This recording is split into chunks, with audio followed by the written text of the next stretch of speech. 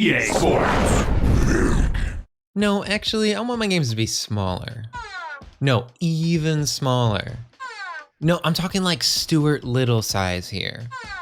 Today we're talking about games so small you gotta play them with a Game Boy magnifying lens. What I like to call micro games, or games you can beat in under an hour, isn't exactly a thriving genre. You're more likely to find a game that wastes hundreds of hours of your time than one that gives you an ultra short and sweet snack. Like, if free-to-play MMO games are epic mealtime, I'm trying to find games that are more like a tiny kitchen type of vibe. So let's take a look at 10 of my favorite teeny tiny games, because these kinds of experiences can be really refreshing and fun even though they're pretty quick. Speaking of pretty quick, this game, Death Roll Frenzy, is all about quick platforming. This was made for a game jam, and it may get expanded upon later, but the few levels we got here are really something special. The core mechanic is that you have to keep rolling this dice to add more length to the wick on the top of your head. If you can keep doing that while getting the dice to the end of the level with you, then you get the reward of not dying from exploding. That's a novel enough idea, but what makes this game amazing is how well the 3D platforming controls. There's so much freedom in how you can get around the levels. Like, you can play it safe with normal jumps and frequent dice throws and go the intended route, or you could do one big mega jump dice kick dash to skip half the level. But you have to be super quick because that means you won't be rolling the dice for extra time nearly as often. This game balances risk and reward so well, and the random element of the dice throws makes you always have to keep thinking on your feet and adapting. Personally, I found this dynamic incredibly fun, although I did play on easy mode, which gave me substantially more time, which I would recommend. Not that normal mode is impossible, I just found the extra time let me be even more creative with how I routed out my path through the level. But I can't wait to see speedrunners pull it all off, cause this game's platforming has so much potential to be optimized. Anyways, if you love 3D platformers, you gotta get your hands on this little mini classic by Ritz, because they make the tightest controlling 3D platformer movesets like ever. Franken is a pretty neat RPG. Well, actually I heard it's Franken's monster. Franken was the doctor. Okay, English majors out there, this is a different thing. Or at least I think it is. I've only seen Scooby-Doo Franken creepy, so let me know in the comments if this is the same kind of Frankenstein. Anyways, this is an RPG from Splendid Land, who has brought us great works of art like Barrick. My name's Barrick. My class is Squire. My equipment includes leather hat. As you can see, they're kind of a quirky goofball. Okay, no, actually, this game is really funny and plays around with RPG tropes a lot to tell a really wackadoodle story that's always messing with your expectations and having fun. The NPCs are just so good. I never have experienced an RPG where I talk to the NPCs and always leave satisfied. And so exploring is like half the fun here, especially because the battles are just pressing the spacebar. But they're really just there to tell more jokes in different ways and show off some really great character designs that are either legit incredible or the dumbest thing you've ever seen, and I'm here for it all. So play this one if you like a game that doesn't take itself too seriously at all, and if you're a bit of a quirky goofball when people really get to know you. Can we go back to the time when everything on the internet was e-something, like e-trade, e-bombs world, or e-internet explorer? Why was that icon always an E? I never understood that. No, okay, I'm just being dumb, but e-scape from Olivia Haynes does intend to bring up those nostalgic internet memories. The setting is a soon-to-be closed-down multiplayer game. You kinda just fly around and explore and see the remnants of a once thriving game world that's been abandoned. While there's a twinge of sadness, there's also a serenity in how calm the space is. It eases you into this nostalgic headspace until you reach this really sweet ending where you meet the one other person that's here. You reminisce on what it used to be like when people still played this game and have a really touching moment that I'm sure a lot of people who've played multiplayer games that eventually died can relate to. Now, if you're a smarty pants, you might have noticed that the title actually spells escape when you take away the hyphen. I thought this added a nice bit of meaning and depth because it kind of makes you think about the escapist nature of games, but not in a negative way. More in the sense of like how you might want to escape for a day out in nature to turn off the stress of life. A video game like the one in e-scape can also be a space like that to escape to, especially when it would have had the community aspect to it too. But yeah, this is a really short and sweet experience that's mostly carried by the incredible visuals, but there is something more than the sum of its parts going on with this one for sure. So check it out if you want to get lost in a little world for a while. Soulward is the exact kind of platformer I love. It has this stripped down, simple moveset that still manages to have incredible amounts of depth. The main mechanic is that you have this shard that you can throw that you can then teleport to. Simple enough to understand, right? But then the game layers complexity onto that mechanic by allowing you to teleport at any point when the shard is thrown. And then you start to have enemies get in the mix, where if you hit them with the shard, you can then teleport to that spot. And so you can chain together shard throws on a string of enemies to make for a really cool platforming challenge. The fact that you get your jump restored whenever you throw the shard also allows for that last little bit of freedom in the moveset that allows the player to work out each level in the way that they want to.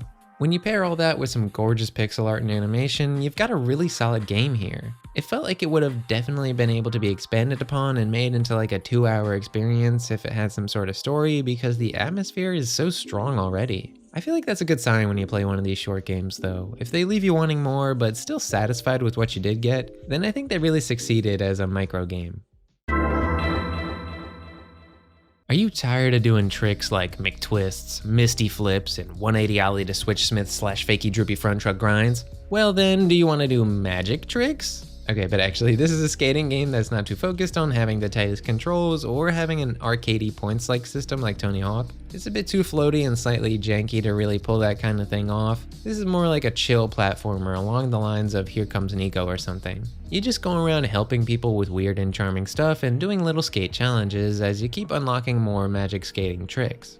It's got a great aesthetic and cute character designs that make this world really fun to explore when you're just skating around for the heck of it. Magic Trick has just enough fun stuff to do though, and it doesn't ever overstay its welcome, so pop this on for about an hour and then say see you later boy to this colorful skateboarding adventure.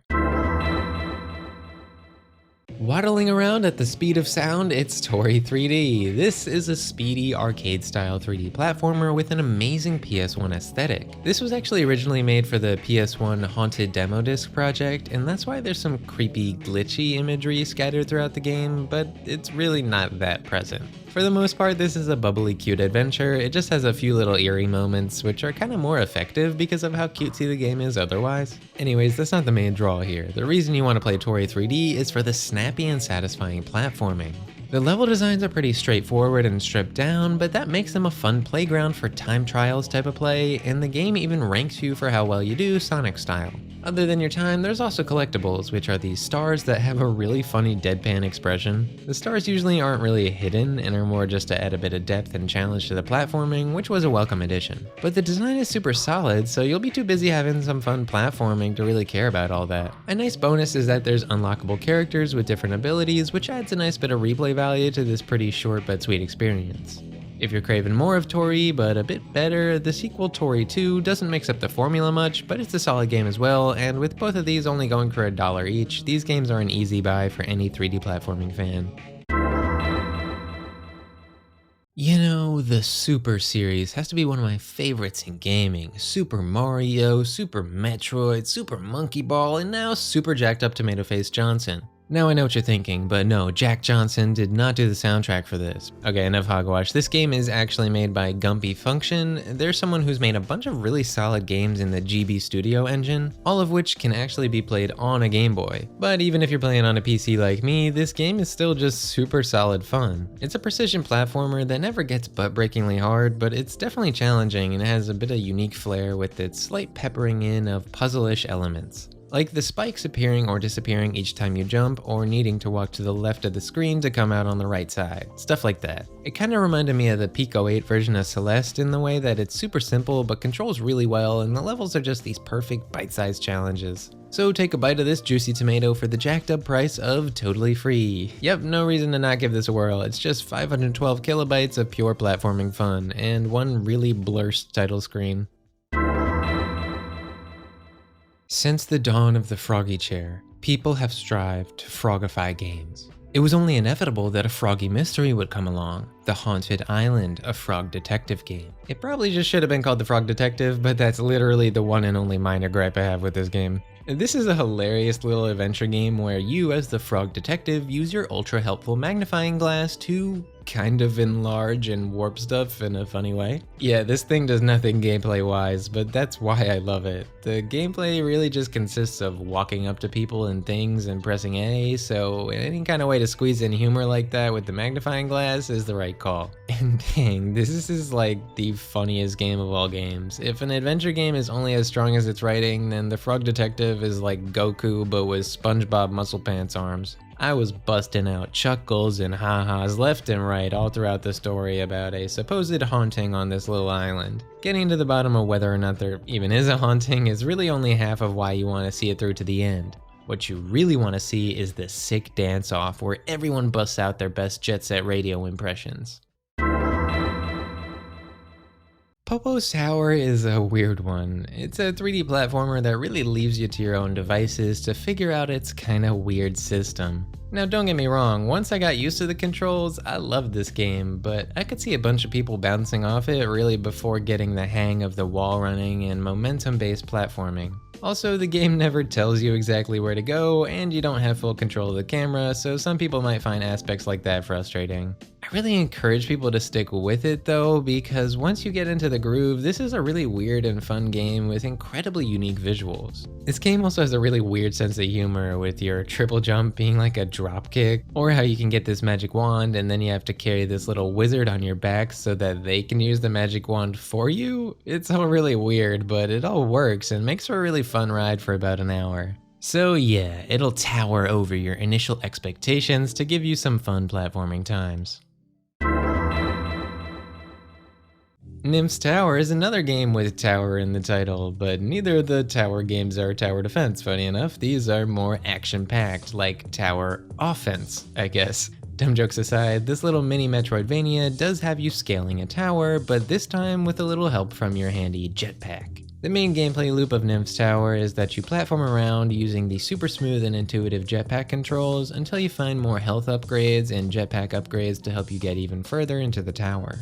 You'll fight bosses along the way, but platforming is definitely more the focus than action. The jetpack really feels so good to control though. It's a bit of a spin on the classic fun of like helicopter game or something. Sustaining that perfect balance to get through the challenges smoothly is so satisfying. And the quick pace makes it never get old before it's over in a brisk like 25 to 30 minutes. Now there is a bit of optional content that brings it up to about an hour if you're feeling a bit adventurous, but I was totally satisfied with my little Metroidvania snack.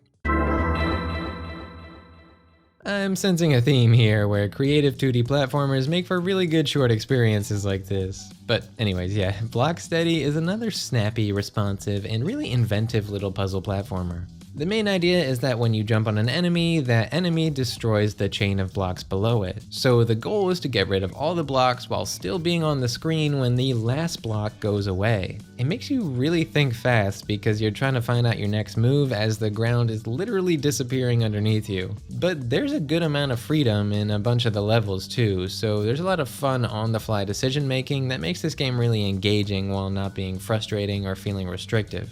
I just love the visuals and sound effects in this one too. Super sharp pixel art with satisfying cute sounds. It's just a timeless recipe for fun. So try this one out. I mean, it's free, you can play it in the freaking browser, it's so much fun.